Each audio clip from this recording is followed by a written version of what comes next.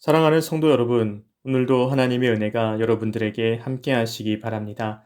성경 말씀은 로마서 14장 3절로 4절의 말씀입니다.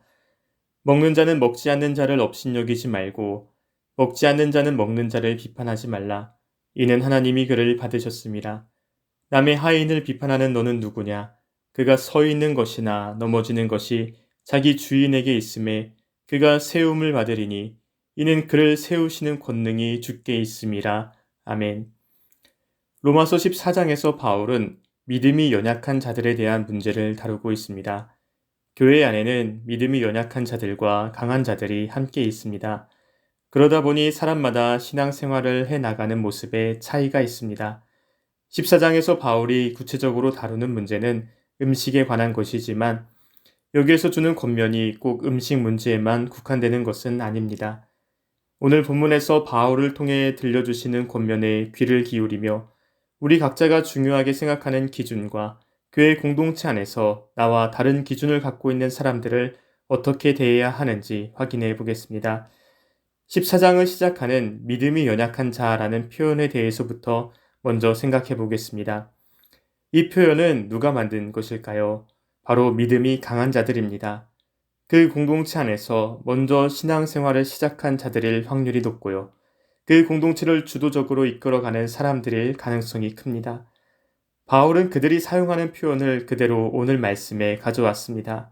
그리고 그들을 변호합니다. 바울이 믿음이 연약한 자들을 변호하면서 핵심적으로 사용하는 단어가 보입니다. 그것은 받다입니다. 믿음이 연약한 자를 너희가 받되라고 시작합니다. 그 이유가 무엇일까요? 이는 하나님이 그를 받으셨습니다.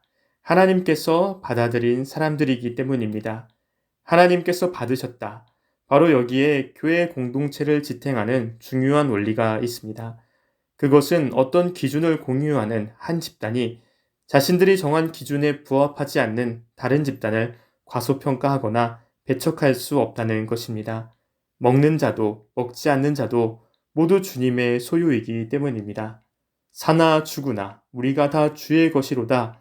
바로 이 말씀처럼 교회 공동체에 속한 사람들은 모두가 하나님이 주인이신 삶을 살아가고 있기 때문입니다. 교회 안에서 다른 이들보다 큰 소리를 낼 수 있는 위치에 있다고 해서 그의 신분이 하나님 앞에서 다른 것은 아닙니다.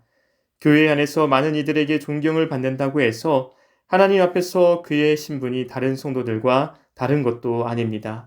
성도는 모두가 다 하나님의 소유이고 하나님만이 그들 각자의 주인이시기 때문에 서 있는 것이나 넘어지는 것이나 다 주인의 손에 달려 있을 뿐입니다. 오늘 사도 바울을 통해서 교회에 주시는 권면을 귀담아 들어야 합니다. 우리는 신앙 안에서 조금 더 관대해져야 합니다. 신앙 안에서 각 사람마다 고민하는 바가 다릅니다. 또한 살아온 배경, 살아가는 환경이 다 다르고 복잡합니다. 이 복잡한 세상에서 우리가 최선을 다해 신앙생활을 해 나가려고 할 때에 필요한 것은 다그치고 책망하고 비판하는 일들이 아닙니다. 서로를 받아들이고 더 많은 이들과 화평하는 것입니다. 성경은 이렇게 말씀합니다. 그러므로 우리가 화평의 일과 서로 덕을 세우는 일을 힘쓰나니 음식으로 말미암아 하나님의 사업을 무너지게 하지 말라. 사랑하는 성도 여러분, 오늘도 그 사랑과 능력과 지혜가 크고 무궁하신 하나님 앞에서 겸손하게 또 온유한 마음으로 화평의 일에 힘쓰는 모두가 되시길 주님의 이름으로 축원드립니다. 기도하겠습니다. 고마우신 하나님, 모습도 생각도 다 다른 우리들을 하나같이 사랑하여 주시고 품어주시고 받아주시니 참 감사드립니다. 우리에게도 주님의 마음 허락하여 주시고 그 사랑을 닮아 서로 더욱 하나 되는 교회가 되게 하여 주시옵소서. 하나님의 아들 예수 그리스도의 이름으로 기도드립니다. 아멘.